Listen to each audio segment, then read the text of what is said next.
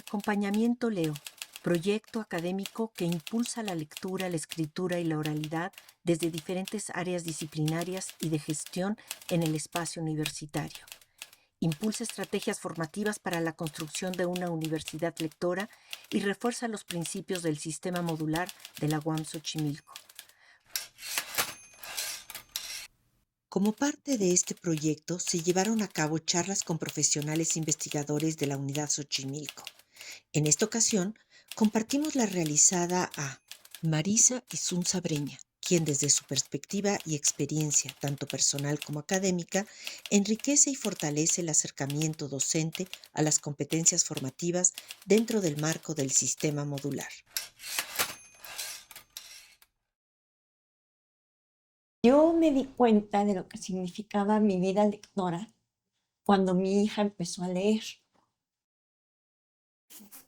Yo llevaba décadas leyendo, disfrutando la lectura, apreciando y valorando la lectura, pero cuando Andrea aprendió a leer, dije, wow, el mundo ya para ella no tiene límites, ¿no? Entonces, para mí eso, en síntesis, ha sido mi experiencia como lectora y mi valoración de la lectura. Nos hace el universo infinitamente accesible, ¿no?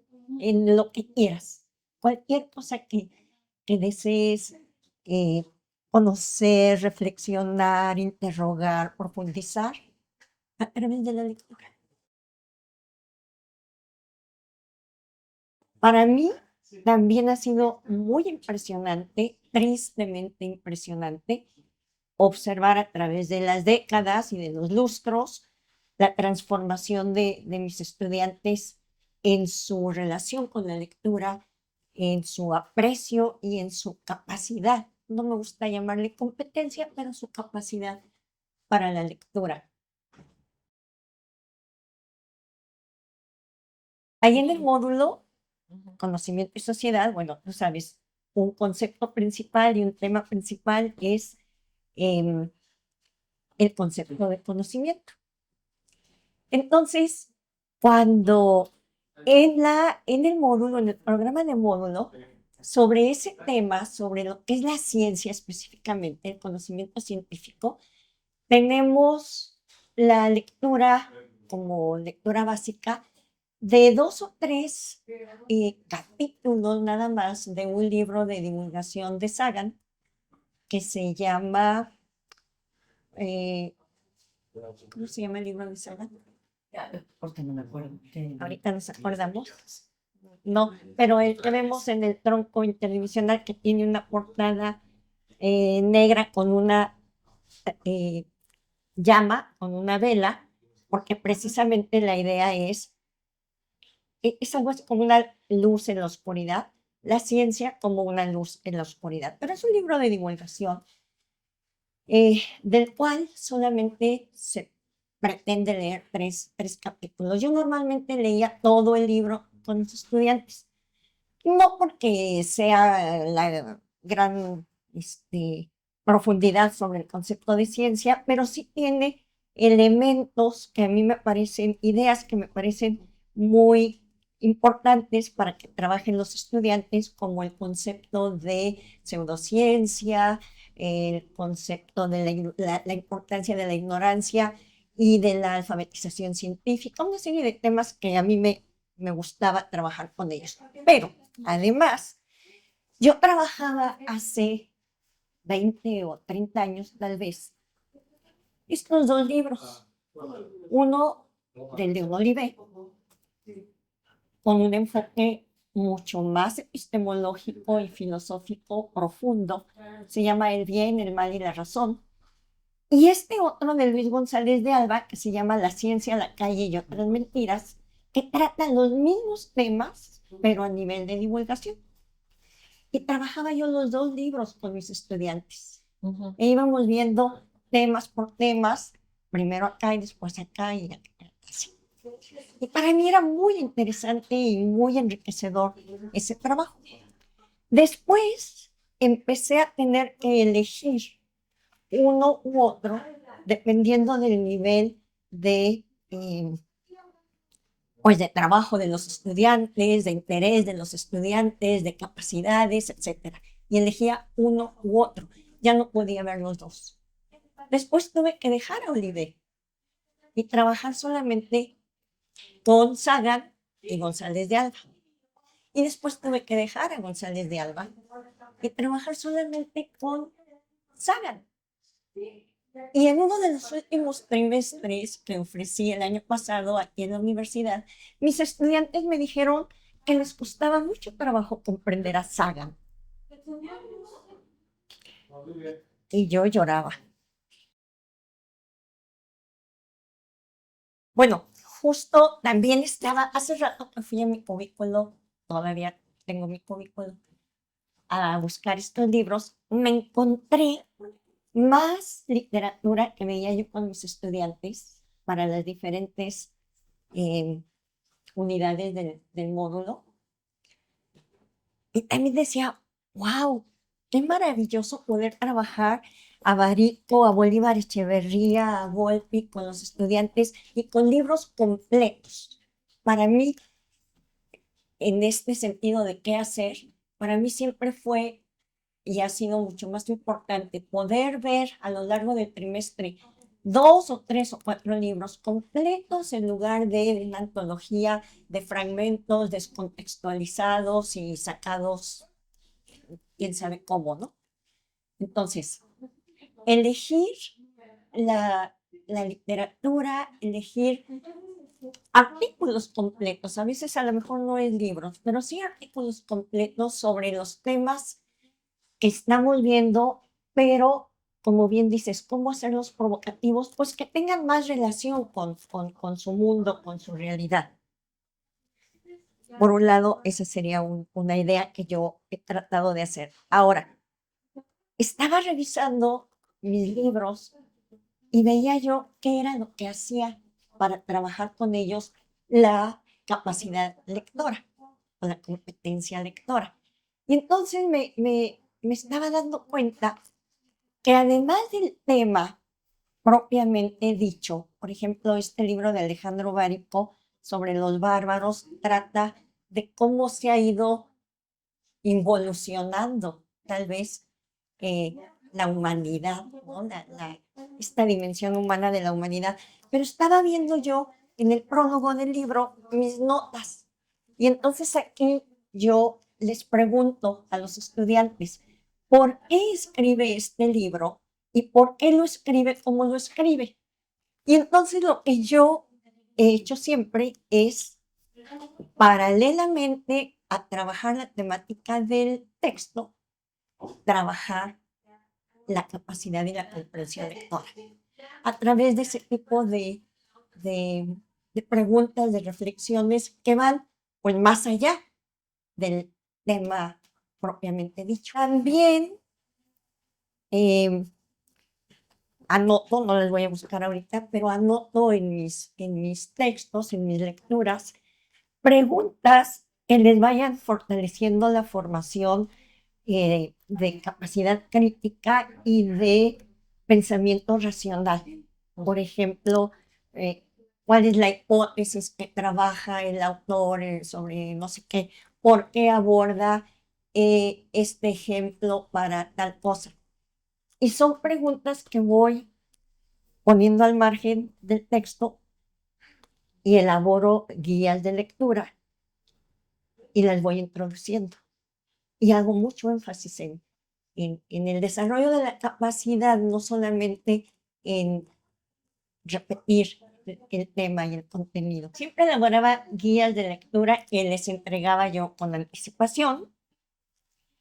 Les pedía que las resolvieran de manera individual y por escrito y que las llevaran como material de trabajo para las sesiones grupales. En las sesiones grupales pues solíamos hacer discusiones en pequeños equipos sobre la guía.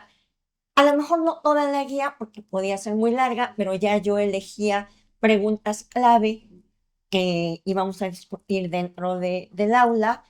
Eh, y bueno, ahora sí que dependiendo del grupo, de el estado de ánimo de todo mundo y del día y de las circunstancias, pues podíamos hacer ejercicios más o menos diversos y a lo mejor algunas veces más divertidos, algunas veces menos. Eh, usaba mucho voy a llamarle periódico mural, ¿no? Compraba yo habitualmente esos rollos enormes de papel craft y tapizaba yo el salón bueno, más bien trabajábamos en el suelo. Primero trabajábamos en el suelo, ya fuera para que hicieran su periódico mural, su mapa conceptual, la actividad que considerara yo útil o adecuada para el tema, y luego los pegábamos en la pared, y entonces todo el mundo iba revisando los trabajos de los diferentes equipos para ir haciendo entre el mismo grupo un análisis crítico del trabajo de los demás y poder ir viendo aciertos, errores, para no dejar nada más la tarea en palomeada, ¿no? Ya la hice, ahí está, sino revisarla y trabajar.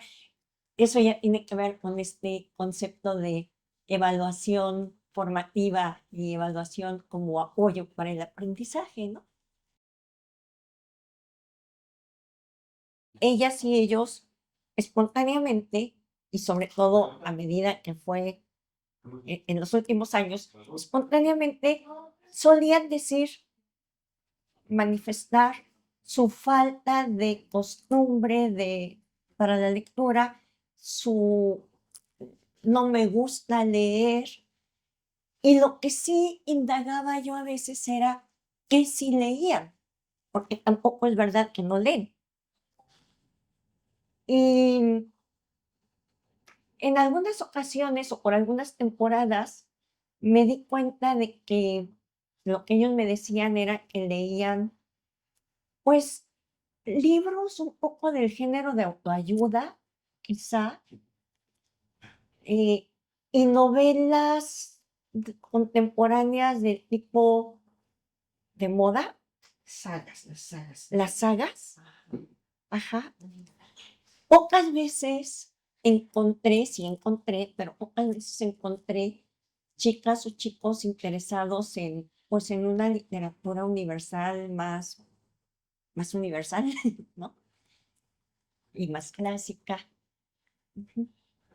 Pero ciertamente, ahorita me doy cuenta, hubiera sido muy valioso dedicar tiempo expresamente a dialogar, a charlar sobre su relación con el libro y la lectura. Y yo siempre parto de la idea de que el texto es un pretexto para un montón de cosas y que dependiendo de mi intención educativa, eh, voy a usar el texto como pretexto para acá y no para acá, ¿no? Si no hiciera yo esa guía, pues podría tener pretexto para cualquier cosa. Bueno, ahora, ¿cómo nos veo a las docentes y los docentes? Pues ahí sí, en una diversidad inmensísima, ¿no? Aquí en esta universidad encuentro personas maravillosas que seguramente deben ser unas lectoras maravillosas y yo con mucho gusto voy a consultar, a preguntar, a pedir orientación. Pero también encuentro docentes, me he tenido que enfrentar más que a sus lecturas, a sus escrituras. Y cuando veo las escrituras de parte de los docentes, pues sí me asusto, porque está muy relacionada, ¿no? La lectura y la escritura.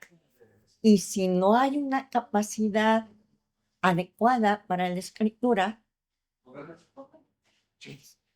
tampoco sé muy bien cómo estará la de la lectura, pero difícilmente podemos entonces ir favoreciendo el desarrollo de estas capacidades en los estudiantes. Nuestros estudiantes provienen hoy de, y hay gente joven que a lo mejor me corrige o me dice que sí, proviene hoy de un sistema educativo en donde sus maestras y sus maestros ya tampoco tenían muy desarrollada la capacidad de la lectura y la escritura. Entonces, no necesariamente pudieron aprender a leer y escribir en la escuela. Y entonces, en lugar de quejarnos, pues tenemos que aceptar esa realidad, conocer esa realidad y responder a ella, hacer algo frente a ella. Creo que esas actividades que tú realizas de desarrollar la capacidad lectora en los estudiantes, pues es imprescindible, creo yo, que también nosotras, las docentes y los docentes, la vayamos desarrollando para incidir en nosotros mismos y en los jóvenes, ¿no? Entonces, ¿cómo veo en general? Nos veo como necesitadas, necesitados de desarrollarnos más en estas capacidades y capacitarnos para desarrollarlas en nuestras estudiantes. Sí observé mucho que la capacidad escritural y de expresión oral de mis estudiantes es muy diversa. Si ellos escriben sobre sí mismas, sí mismos o sobre algo que nos interesa, escriben bien bonito y con mucha corrección y con fluidez. Yo solía pedirles también una serie de escritos, además de los académicos del programa, su propia autoevaluación. Por ejemplo, cada día yo les iba anotando a lo largo de la sesión las palabras que yo sabía que no conocían, las anotábamos en el pizarrón para que ellos fueran haciendo un glosario diario. Diario sacábamos 2, 3 palabras. Y a la mitad del trimestre yo les decía, a ver, van a hacer ustedes una reflexión sobre lo que ha sido para ustedes el trimestre hasta hoy, utilizando todas esas palabras nuevas que han ido conociendo a lo largo del trimestre. Y hacían cosas divertidísimas y bien bonitas, ¿no? De repente había unos casos excepcionales muy raros, pero en general escriben muy bonito. Cuando hacían los trabajos académicos, pues ya después de haber superado el asunto del pegado y parchado y todo eso, ya empezaban a escribir sus propias paráfrasis, pero bastante mal. Entonces había que trabajar mucho, sobre todo la cuestión de la lógica, de cómo ir armando las ideas. Pero me di cuenta que, por ejemplo, algunos artículos que yo trabajaba tanto con estudiantes como con profesores en los talleres de formación de profesores, cuando les ponía a hacer algún ejercicio, por ejemplo, un mapa mental sobre el artículo, eran mejores los mapas de los estudiantes que los de los profesores. Eso me sorprendió mucho y lo vi una y otra y otra y otra vez. ¿Sobre qué tipo de temas? Pues sobre cuestiones del aprendizaje. ¿Qué es el aprendizaje? ¿Qué influye el aprendizaje? Temas que no eran habituales ni para los estudiantes ni para los profesores. Y solían ser mejor las escrituras de los estudiantes.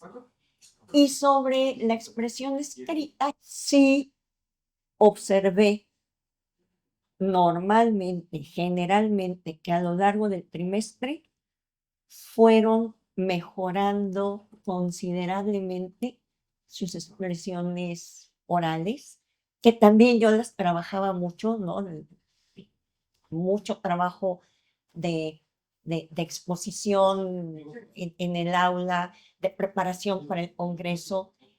Y sí, siempre fue muy satisfactorio para mí ver sobre todo el resultado final, ¿no? El día que presentaban sus trabajos finales, bueno, maravillosas composturas, organización, presencia. Ahí siempre vi resultados muy, muy gratificantes.